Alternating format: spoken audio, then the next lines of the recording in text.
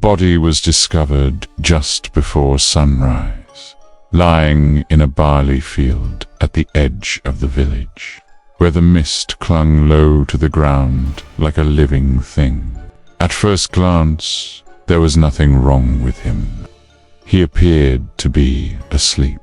He was 28 years old, well-built, strong, a man known for his discipline and physical endurance. His name was Marek Iliv. The villagers who gathered around him noticed what the authorities would later struggle to explain. There were no signs of violence, no blood, no broken bones. His face was calm, almost peaceful, as though death had arrived gently. But when the doctor knelt beside the body and lifted the torn shirt, the silence changed. Marek's abdomen bore a mark. The navel, once ordinary, had collapsed inward unnaturally, darkened at the edges, as if the life beneath the skin had been drawn out. The flesh around it was cold, far colder than the rest of his body. Despite the mild summer night, no animal could have done this. No blade had touched him. The doctor later wrote in his notes that it looked less like a wound and more like an absence. As dawn rose higher, villagers whispered old words they hadn't spoken in generations. Some crossed themselves, others refused to look any longer. They knew the old stories their grandparents had warned them never to repeat aloud. Stories of a thing that fed without blood. Marek had been seen the night before at the local training hall, finishing his routine well past midnight. He had laughed with friends. He had shown no signs of illness. He had walked home alone, confident, unafraid. That confidence, according to the folklore, was precisely what marked him. When the body was moved, something else was noticed. The ground beneath his abdomen was slightly scorched, as if frost and heat had touched it at the same time. The barley around him leaned inward, bent toward the body, as though whatever had happened there had pulled not just from Marek, but from the earth itself.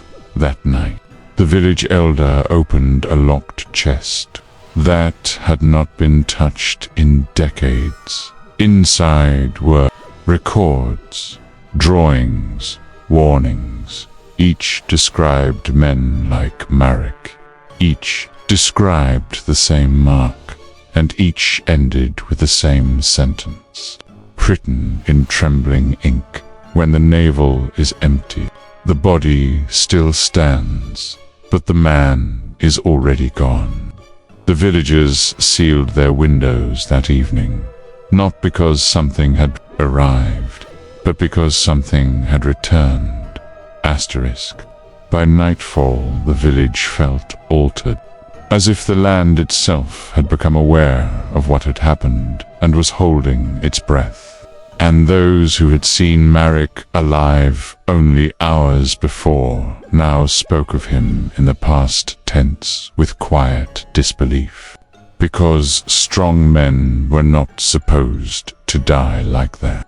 Not without struggle, not without sound. And yet every witness agreed on the same detail, that the night he died was unnaturally silent, with no dogs barking and no insects singing, as though something had passed through the village that demanded absolute stillness. And it was only later, after the doors were locked and the lamps dimmed, that the elder began reading aloud from the old record, describing a predator that did not tear flesh or spill blood, but fed by drawing out what the texts called the inner strength, the invisible force believed to gather behind the navel, bend, According to these writings, the creature did not attack at random, but selected men in the prime of their physical condition. Men whose bodies burned hot with vitality, because weakness held no nourishment for it. And as the elder spoke, several villagers remembered seeing Marek late that night standing by the well, his shirt damp with sweat, breathing slowly after training, when a stranger approached him from the fog, tall and pale, his voice calm and almost respectful, asking questions about endurance and discipline, about how long Marek could go without food or rest. And though the conversation seemed ordinary at the time, one man recalled how the stranger never blinked and how the air felt colder the closer he stood. And when Marek finally turned toward home, the stranger did not follow, yet somehow arrived before him, because Marek later told his neighbor he felt watched on the road, not chased but measured, as if something were pacing his steps from the darkness. And according to the folklore, this was the final stage of the hunt, when the creature waited for sleep because it could not drain the living essence from a waking mind. And that night Marek dreamed of pressure on his abdomen, of an immense weight pressing down just above his navel. Not painful, but unbearable, like being pinned beneath deep water. And he dreamed of cold spreading inward while warmth poured out of him, leaving behind a hollow calm. And when he tried to scream, no sound came, because the creature fed not only on strength, but on resistance itself. And by morning what remained of Marek was a body intact yet emptied, his muscles still defined, his face still youthful, but the force that had once driven him gone entirely. And as the elder closed the book, he warned them that the first mark was never the last, because once the Hollow One fed successfully, it returned again and again until driven away. And that night every man in the village slept lightly, hands resting over their stomachs, listening to the silence outside, wondering if the thing that had taken Marek was already standing in the dark, deciding who would be next. Asterisk, the final account of that night came not from records or folklore, but from Marek's own home, where the walls still carried the faint scent of oil and iron from his training equipment, and where the bed looked untouched except for the deep impression left in the mattress. Because, according to the investigation, Marek had reached his house safely, barred the door, and extinguished the lamp, believing himself alone.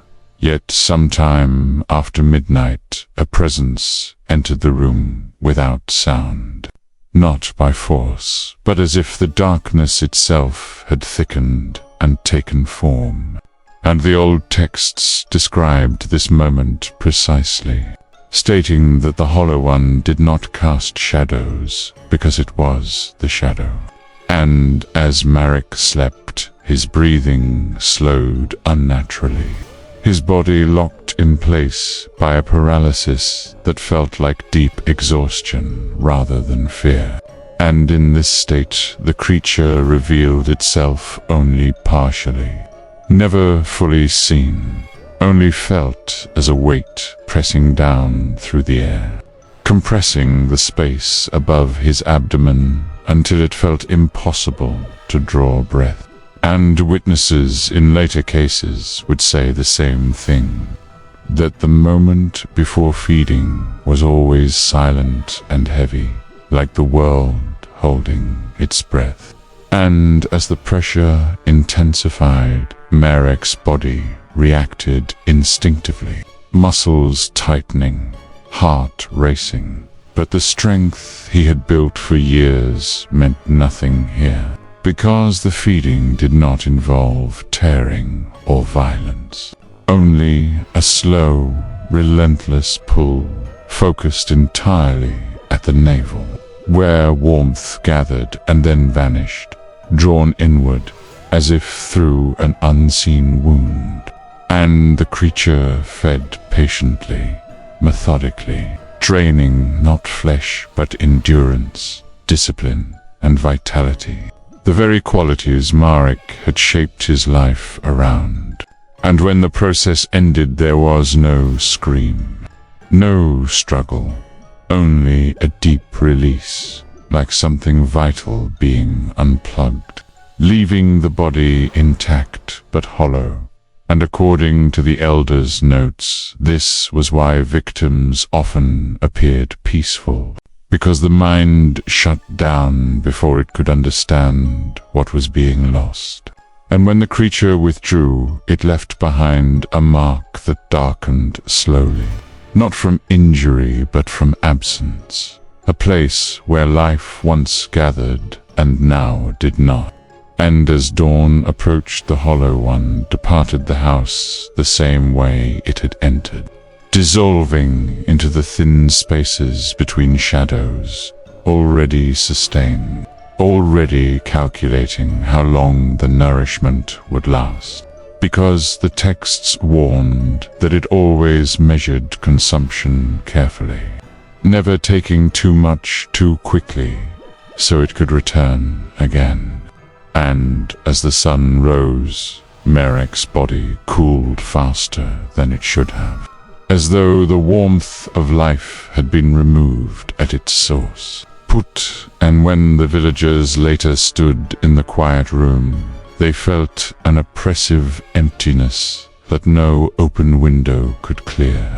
And it was then the elder spoke the words that sealed their fear into certainty, saying that once a feeding was completed indoors, the creature had marked the village itself, learning its paths, its rhythms, its strongest men, and that from this moment on the Hollow One would not be passing through, but hunting, and somewhere beyond the walls, in the thinning darkness of morning, something ancient and patient was already deciding when to return.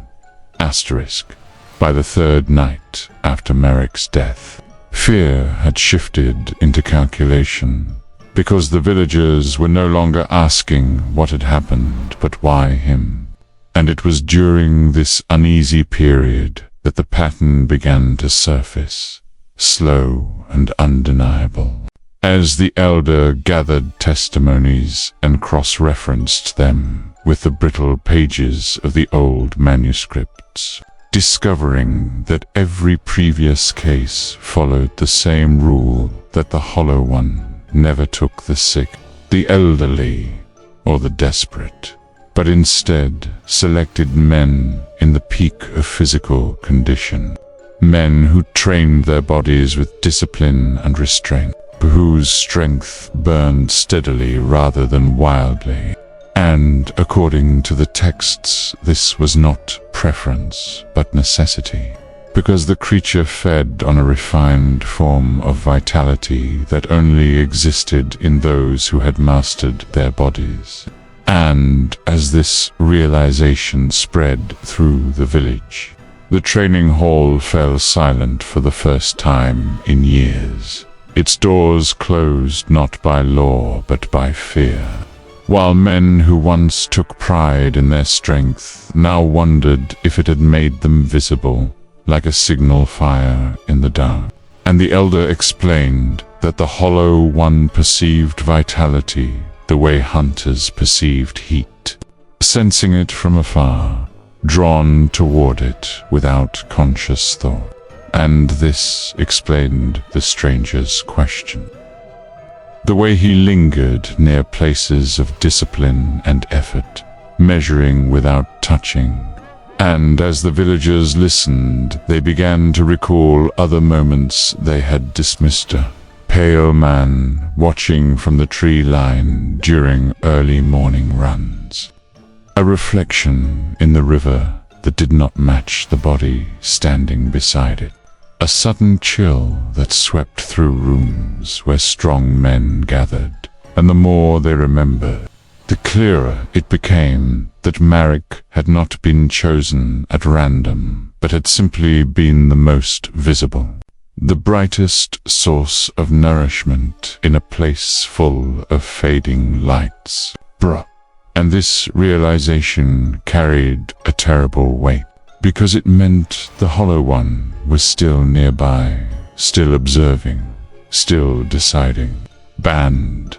The manuscripts warned that after a successful feeding, the creature often returned within days, not out of hunger but confirmation, to test whether the village had understood the warning.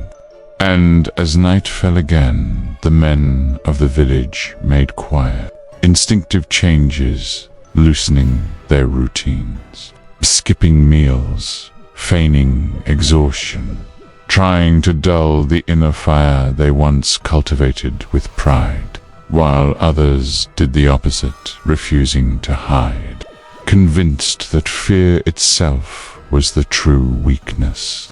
And this division fractured the village into silence and tension, because no one could say which response the Hollow One respected, if it respected anything at all.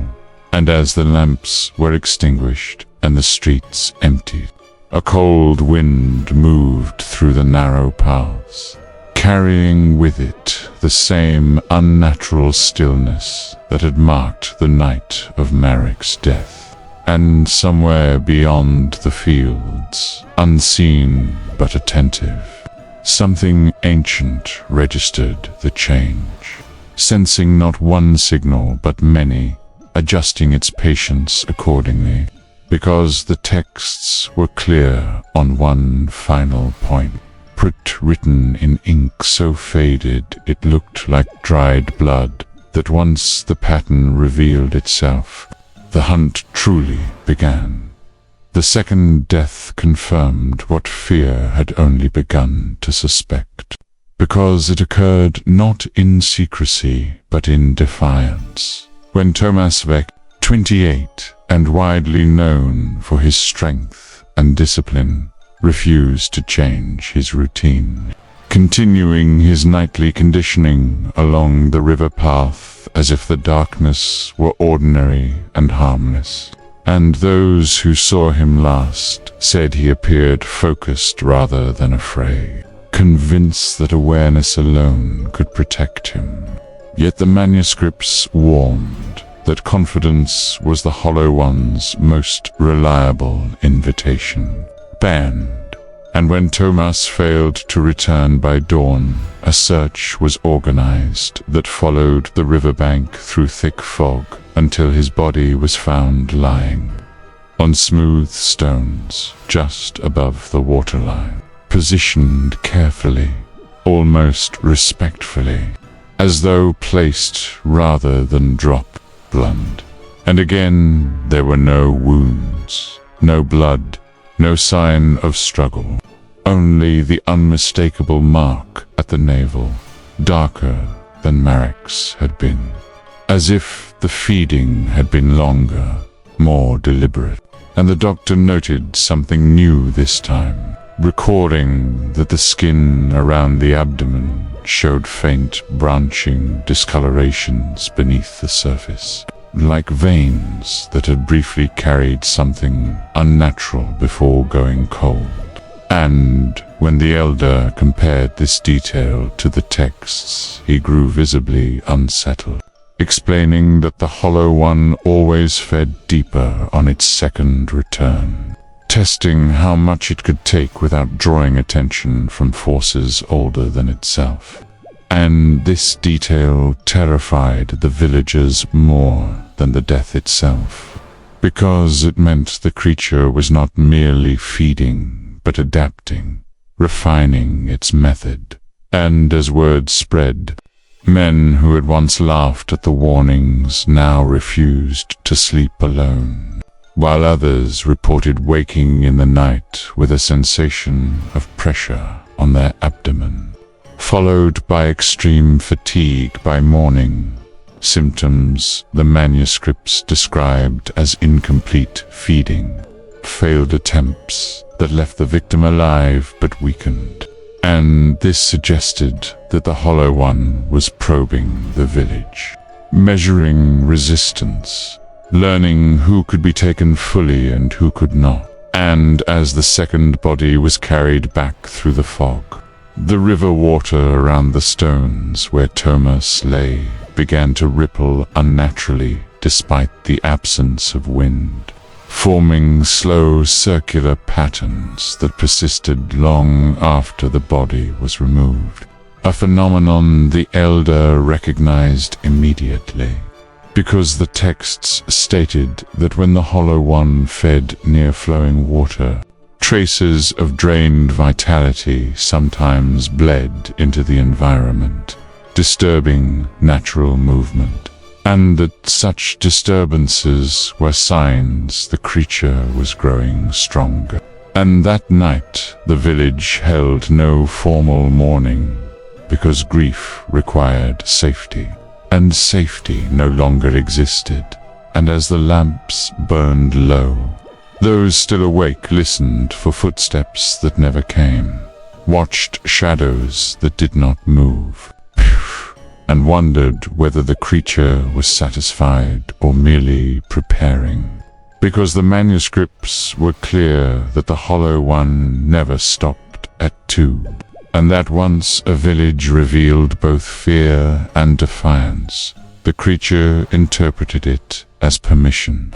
And somewhere beyond the river, unseen and patient, something ancient adjusted its course, already aware that the pattern had been confirmed, and that the village, whether it resisted or surrendered, had now fully entered the hunt. After the second death, the village no longer waited for proof, but watched for symptoms, because the manuscripts made one thing painfully clear, that the Hollow One always announced its approach long before it fed completely. And those signs began appearing with alarming frequency as men reported waking each morning with a crushing heaviness behind the navel, a deep internal fatigue that sleep could not repair. And though their bodies remained visibly strong, their movements slowed as if some internal balance had shifted. And the elder explained that this was how the creature tested boundaries, drawing small amounts of vitality during brief night visits, never enough to kill, only enough to weaken. And these partial feedings created a state the texts described as hollowed living, where the body functioned but the inner fire dimmed, making full feeding easier later. And as these reports spread, the men of the village began sleeping in shifts, refusing to surrender fully to rest, because sleep was the Hollow One's true gateway. And those who remained awake described strange sensations near midnight, moments when the air in the room thickened and sounds dulled, followed by a pressure just above the abdomen that faded as soon as lights were lit or voices raised, suggesting that the creature withdrew when awareness returned.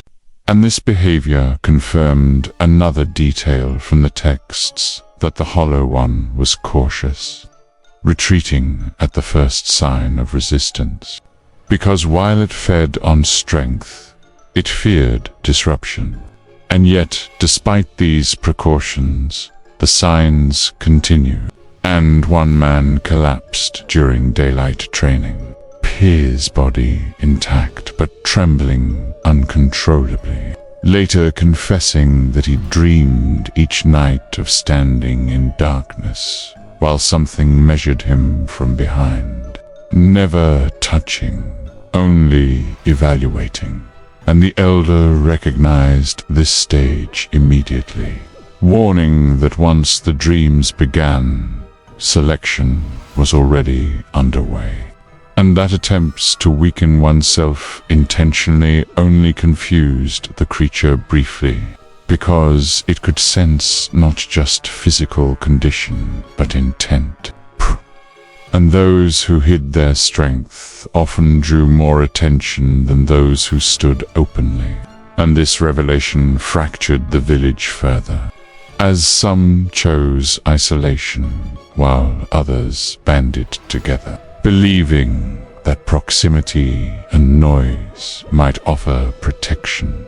And as night after night passed without a third body but with increasing reports of incomplete drain, the elder grew deeply concerned, explaining that delayed killings often meant the Hollow One was conserving energy for a larger feeding, possibly taking more than one victim in rapid succession, and that such events in the past had left entire villages abandoned, not because everyone died, but because those who survived were too emptied to remain. And on the 7th night after Tomas's death, the air grew unnaturally cold. Despite the season, insects fell silent, and a thin frost appeared along window edges just before midnight. Signs the manuscripts described as the creature preparing to commit fully once more.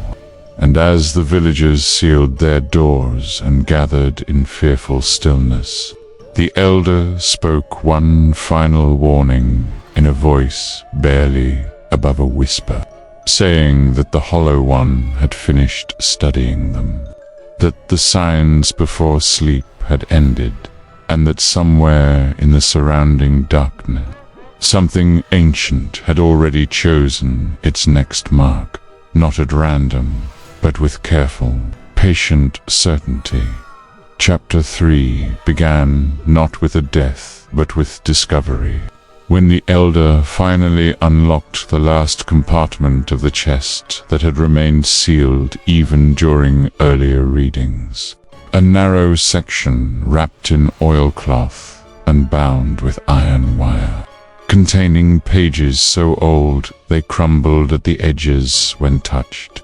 Manned, these pages, unlike the others, were not written as warnings but as observations, as if someone had studied the Hollow One closely and survived long enough to document it. And as the elder read aloud by lantern light, the villagers learned that the creature was not a vampire in the common sense of folklore, but something older and more selective, described as a collector of refinement, feeding only on vitality that had been shaped by discipline, restraint, and intention, because raw strength was chaotic and useless to it, while trained bodies produced a steadier, richer essence. And this explained why the Hollow One ignored children, sick, and the desperate, and why it lingered near places of training and routine. And according to the text, the Navel was not chosen at random, but because it was believed to be the last remnant of humanity's original source of nourishment, a symbolic gateway where life once entered and where, in rare cases, it could still be drawn out, and that manuscript described the feeding in unsettlingly precise terms, stating that the creature never tore skin, but applied pressure until the boundary between body and vitality weakened, allowing the essence to flow without resistance. And those who documented this process noted that the victim's calm expression was not mercy but efficiency, because panic disrupted the flow, and the elder's voice grew strained as he reached the final passages, which described the Hollow One's appearance not as fixed but conditional, revealing itself only partially to those it studied, appearing tall and pale to some, faceless shadow to others, because its true form existed only when feeding, and even then could not be fully perceived. And this terrified the listeners more than any physical description, because it meant the creature could be near at any time without being recognized. And the manuscript ended with a final observation written in a different hand. Darker ink pressed hard into the page, stating that the Hollow One could be repelled but never destroyed, driven away only when its feeding pattern was disrupted repeatedly, forcing it to abandon the area in search of easier refinement elsewhere. And as the elder closed the pages, the room fell silent, because this knowledge brought no comfort, only responsibility. And outside the lantern-lit circle, the village lay unnaturally still, as if listening. And several men reported later that during that reading, they felt a sudden tightness behind their navel, brief but unmistakable, as though something unseen had reacted to the knowledge being spoken aloud, confirming what the manuscript implied all along, that the Hollow One was not merely a creature of night, but a presence that observed understanding itself, and that by learning its nature, the village had drawn its attention more sharply than ever before. Once the nature of the Hollow One was understood, its behavior became impossible to ignore, because the nights that followed felt deliberate rather than random, as if the creature were responding to the village's growing awareness with calculated pressure. And men reported the same disturbing sensation shortly after midnight, a sudden narrowing of space around their bodies, followed by the unmistakable feeling of being examined rather than attacked, as though something unseen were standing just beyond the reach of light, assessing the steadiness of their breathing and the rhythm of their hearts. And the manuscripts described this phase as the weighing, when the Hollow One evaluated whether a target was worth the effort of full feeding. And during these moments, the air grew heavy and cold, lamps flickered without wind, and a faint internal pulling could be felt behind the navel, not painful but deeply invasive. And those who experienced it described an overwhelming calm layered over fear, as if the creature suppressed resistance before it even began. And the elder explained that this calm was not kindness but control, because emotional stability allowed vitality to flow more cleanly. And the text warned that those who felt most at peace during these visits were in the greatest danger. And on the fourth night after the reading, one man woke fully aware of the presence in his room and saw it clearly for the first time, not as a complete form, but as a distortion in the darkness, a tall shape where shadows bent inward unnaturally, its outline unstable, as though the night itself were folding around something solid. And he later described feeling immense pressure on his abdomen without any physical contact. The sensation focused entirely at the navel, where warmth gathered and began to drain, And it was only when his wife screamed and struck a lantern that the pressure released instantly, the shape dissolving into the corners of the room, leaving behind nothing but exhaustion and a deep, lingering cold. And this incident confirmed another detail from the manuscripts, that the Hollow One could not complete feeding in the presence of active disruption, because sudden noise, light, and movement fractured the flow it depended on. And yet this knowledge offered little relief, because the attempt itself left the victim weakened, his strength noticeably reduced within hours, and as similar incidents multiplied. The village adopted frantic countermeasures, sleeping in groups, keeping fires lit through the night, rotating watch shifts that filled the air with constant sound. And for a brief time these efforts seemed effective, as no deaths occurred. But the elder warned that this too matched the pattern, because the Hollow One was known to retreat temporarily when challenged, conserving its energy while waiting for vigilance to fade. And during this tense pause, subtle signs began to appear outside the village. Livestock refusing to graze near the woods, frost forming in patches along well-worn paths, pour and reflections in water behaving strangely, lagging behind the movements above them. All indications that the creature had not left but was repositioning, adjusting its approach. And as the nights stretched on without resolution, the villagers felt the weight of exhaustion settling in, knowing that constant awareness could not be sustained forever and that the Hollow One, patient and ancient, required only one lapse, one unguarded moment of sleep, to resume its feeding exactly where it had left off. The terrifying clarity of what lurked in the shadows came unexpectedly on a night heavy with frost and silence, when a group of villagers gathered inside the elder's home, determined to face the unknown and end the cycle of fear.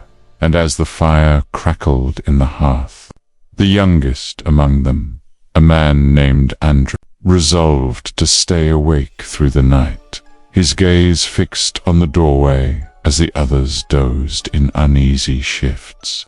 And just before midnight, as the clock's hands aligned with the darkest hour, Andra sensed a presence growing near the room's threshold, a coldness so sharp it seemed to pierce the very air. And then, slowly emerging from the edges of the shadow, a figure began to form, tall and thin, its outline shimmering as though woven from smoke and moonlight. Pale skin stretched tight over angular bones, eyes deep pools of darkness that reflected no light, and where the navel would be visible on a living man, the creature's own torso was partially translucent, with faint pulses of dark energy swirling where a human's life force would gather. And Andre felt the weight of its gaze pressing on his abdomen, not with violence, but with an ancient, hungry patience, as though the creature were calculating exactly how much vitality it could draw without destruction. And, despite his terror, Andre did not scream, knowing that sudden noise could provoke the Hollow One, but instead stared with wide eyes as the creature leaned closer, its mouth opening just enough to reveal sharpened, almost translucent teeth, and then, with a movement so subtle it was almost a breath, the creature's lips brushed the skin above Andre's navel, drawing out the unseen force with the efficiency of a natural law. And in that moment, Andre felt a cold emptiness spreading deep inside, a hollow where strength had lived moments before. And just as the creature seemed poised to linger longer, a sudden gust of wind swept through the room, scattering embers and breaking the spell, forcing the entity to recoil and dissolve back into shadow, leaving behind a silence so profound it pressed against the ears. And when dawn finally broke, Andre found himself weak but alive, his abdomen tingling with absence. And the villagers, hearing his account, realized for the first time that the Hollow One was not invincible, that it could be glimpsed and driven back, but also that its hunger was real and relentless, and that only by understanding its nature, its patience, and its patterns could they hope to survive. And as they prepared for the nights ahead, the elder reminded them that knowledge was both shield and lure, for the Hollow One fed on fear as much as flesh, and the more they sought it in the dark, the more certain it was to return. Asterisk. As the village settled into a tense routine of sleepless nights and whispered prayers, the weight of exhaustion began to gnaw at even the strongest among them. For the Hollow One demanded constant vigilance, and any lapse risked becoming a fatal invitation. And on this night, the village was unusually quiet, the streets empty, lamps low, as if the darkness itself was thickening in anticipation, when Dmitri, a man known for his unwavering will and well-built form, volunteered to keep watch alone near the edge of the forest, where the trees loomed like silent sentinels. And wrapped in a heavy cloak, his bare chest glistened faintly beneath the moonlight as he paced slowly, eyes scanning the shifting shadows, feeling the chill in the air sharpen with every passing hour. When suddenly, from the corner of his vision, something moved, not a beast, but a figure, pale and slender, stepping out from the darkness with unnatural grace, its presence seeming to absorb the surrounding light as it approached without a sound. And Dmitri stood rigid, muscles tense, heart pounding in rhythm with the distant rustling of leaves.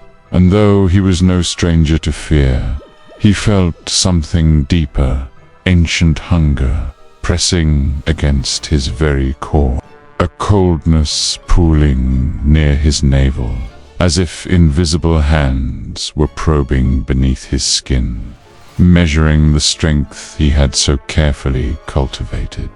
And the creature's eyes locked onto his with unblinking patience.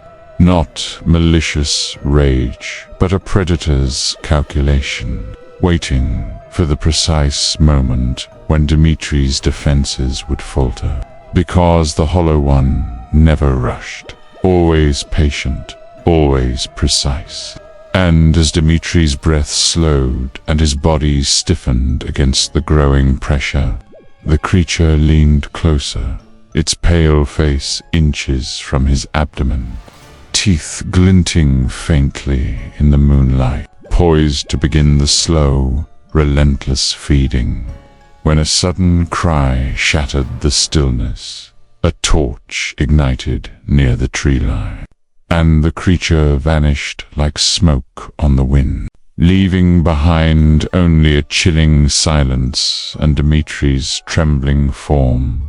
And as the villagers rushed to his side, they understood that the hunt was no longer a distant threat, but a relentless force stalking their very breaths. And the elder spoke softly that night, reminding them that the Hollow One was not just a creature of shadows, but a patient stalker, and that every night it learned more, adapting to their defenses, seeking the faintest crack through which to slip. And as the village prepared for the nights to come, they knew the true battle was only beginning. In the nights that followed Dimitri's close encounter, the village was gripped by a pervasive dread, because the Hollow One's patience was both its greatest weapon and its cruelest torment. And the men who remained awake reported growing weakness, a creeping hollow sensation at their navels that no amount of food or rest could soothe. And among them, Luca, a strong, disciplined man of 28, began to notice a subtle but terrifying change within himself, a steady loss of endurance that robbed him of the strength he had spent years cultivating. And despite his efforts to hide it, he felt the creature's unseen gaze weighing heavier every night, as though his vitality was being silently siphoned away. And one evening, after a training session left him unusually exhausted, Luca found himself unable to sleep, haunted by dreams of shadowy figures pressing down on his abdomen, whispering in voices that seemed to echo from beneath the earth, telling him that resistance was futile, that the Hollow One's hunger was eternal and unyielding. And as dawn approached, his skin grew pale and cold, the dark mark around his navel deepening visibly, a stark reminder that the creature's feeding was no longer a fleeting event, but a persistent drain, eroding not just body but will. And as Luca struggled to stand the next day, the elder gathered the villagers to warn them that the Hollow One's hunger was intensifying, that partial feedings had evolved into a sustained drain, and that without a way to disrupt the pattern, more men would follow Luca into the void of emptiness. And with that knowledge came a desperate plant to use fire and iron, to create boundaries of salt and ash around homes and bodies, to keep light burning through the night, and to maintain constant vigilance. Because the creature's strength came not only from feeding, but from silence and darkness. And as the villagers prepared their defenses, they knew the breaking point was near. The moment when the Hollow One would either claim its prize or be forced to retreat. And in that fragile balance lay the fate of the village, hanging between light and shadow, strength and emptiness, hope and despair, as the village braced for what seemed inevitable. By the night of fire arrived with a biting cold that silenced even the wind. And every household had prepared, according to the elder's desperate council doors, sealed with salt lines, iron stakes planted at windows, lanterns burning fiercely to keep shadows at bay, while groups of men and women took turns pacing the streets in uneasy patrol, their breaths forming ghosts in the frosty air. When suddenly, near the heart of the village, a scream shattered the vigil, and those on watch saw a pale, elongated figure flicker at the edge of the lantern light, its form twisting like smoke, drawn inexorably toward a shirtless, well-built young man named Ivan, who stood frozen as the temperature around him plunged. And the creature moved with unnatural grace, approaching silently, its hollow eyes fixed on the darkening navel of its chosen prey. And though the villagers shouted and threw fire, the Hollow One seemed immune to their desperate assaults, pressing forward with the unyielding patience of something that had survived centuries, its mouth parting to reveal sharp, translucent teeth poised just above Ivan's exposed abdomen, drawing slowly the unseen essence that gave him strength. And as the dark energy pulsed visibly at the navel, a cold so deep it felt like the void spread through Ivan's body, his muscles slackening, breath slowing. And yet, even in that moment, the villagers held their ground, chanting old prayers and casting circles of salt and iron, forcing the creature to hesitate and eventually recoil into the darkness, leaving behind a silence thick with fear and the lingering scent of burnt ash. And when dawn finally broke over the frost-covered village, Ivan lay weak but alive, the dark mark on his abdomen fading slowly but his strength sapped almost entirely. And the elder gathered the survivors to remind them that the Night of Fire was a small victory born from ancient knowledge, but that the Hollow One's hunger was relentless. It count, and it would return with new methods and darker patience. And so the village settled into a fragile balance, caught between fear and resilience, knowing that every night might bring the creature back, drawn once more to the strength that pulsed, hidden beneath the surface of their bodies, waiting for the moment to feed again. The village, now a shell of its former self, held its breath in the days following the Night of Fire, as the survivors grappled with the toll exacted by the Hollow One's relentless hunger blow.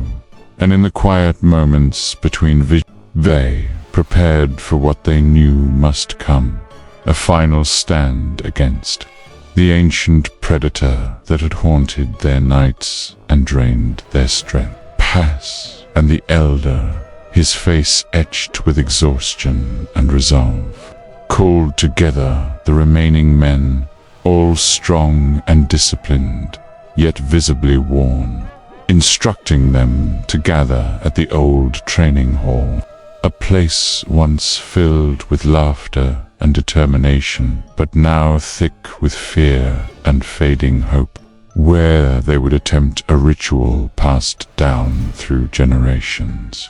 An ancient binding meant to repel the creature by disrupting its connection to the life force it fed upon. And as the men assembled, their shirtless torsos marked by fatigue and the lingering darkness at their navel, they recited prayers and incantations taught by the elder, while iron weapons glinted beneath flickering torchlight. And a circle of salt and ash was laid meticulously around the room's perimeter, designed to trap the Hollow One within, preventing escape and weakening its hold on outside. A heavy silence pressed over the village, broken only by the distant howl of wolves that seemed to echo the urgency within. And as midnight approached, the air grew cold and still, poor the shadows lengthening unnaturally. And then, from the depths of the darkness, a presence manifested. Tall, pale, shifting between form and shadow, eyes like voids that absorbed light rather than reflected it, its mouth opening in a silent snarl that revealed translucent, razor-sharp teeth poised to feed once more. And the men stood firm, muscles tense, hearts pounding not with fear but with desperate courage. As the creature advanced slowly toward the circle, its gaze fixed on the marked navels, seeking the source of its sustenance. And the elder began chanting louder, invoking ancient words that seemed to resonate through the walls. And as the Hollow One crossed the salt line, it recoiled, the dark energy around its form flickering like a flame caught in a storm. And with each word, the creature's shape wavered, the invisible connection to the men's vitality fraying, until, with a final chilling howl that echoed into the night, it dissolved into nothingness, leaving behind only the cold and silence. And as dawn painted the sky in pale hues, the village knew this victory was hard won, but fragile. A temporary reprieve in a battle far older than any of them. And though the Hollow One had been driven back, the elder warned that it would always return where strength and discipline endured, drawn eternally to the well-built and the vigilant. And so the men stood together, marked but unbroken, guardians against a hunger that would never fully fade. Asterisk 500 word. Single long paragraph in the uneasy calm that followed the creature's retreat. The village faced an uncertain future, as the men who had stood against the Hollow One bore the marks of its hunger, not only on their bodies but deep within their spirit. And while the elder declared the ritual a success, warning that the creature's power had been weakened but not destroyed, the nights remained long and cold, filled with restless dreams and fleeting shadows that stirred unease in even the bravest hearts.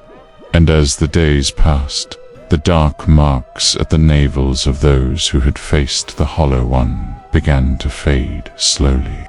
But the memories of its touch lingered, a hollow ache that no strength could fully erase. The village, scarred but resilient, began the slow process of healing, tending to the weakened and honoring the lost, while also keeping watch for signs that the creature might return.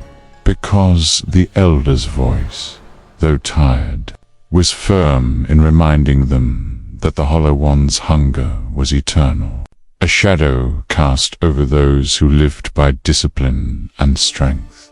And though it might retreat for now, it would always be drawn back to the pulse of life that it had tasted, the essence that gathered behind the navel of the strong.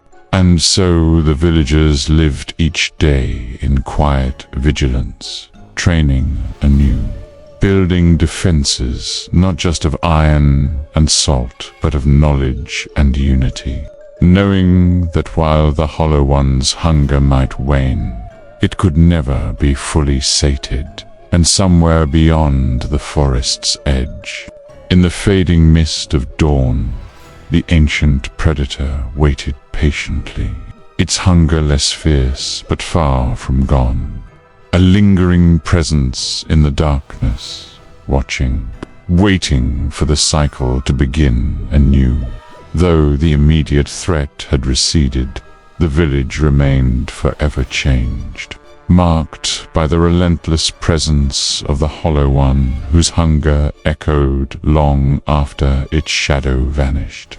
And the men who survived carried scars, both visible and hidden, for the dark marks around their navels faded but never disappeared completely, serving as constant reminders that the creature's reach was not bound by distance or time. And the elder spoke often of vigilance, warning that the Hollow One was patient beyond human reckoning, returning not only when the strength of the village rebounded, but also when new targets emerged in distant places, drawn like moths to the flame of disciplined bodies. And as the seasons turned, whispers of similar disappearances in far-off villages reached the elders' ears, suggesting the creature's hunger was part of a broader Banyan cycle, a curse that transcended generations and borders. And in quiet moments, the survivors felt the weight of knowing that their struggle was but one thread in a vast tapestry of darkness. And though the village rebuilt, planting crops and repairing homes, the nights were never quite free of fear. For the wind carried faint whispers and the flicker of unseen movements just beyond the firelight.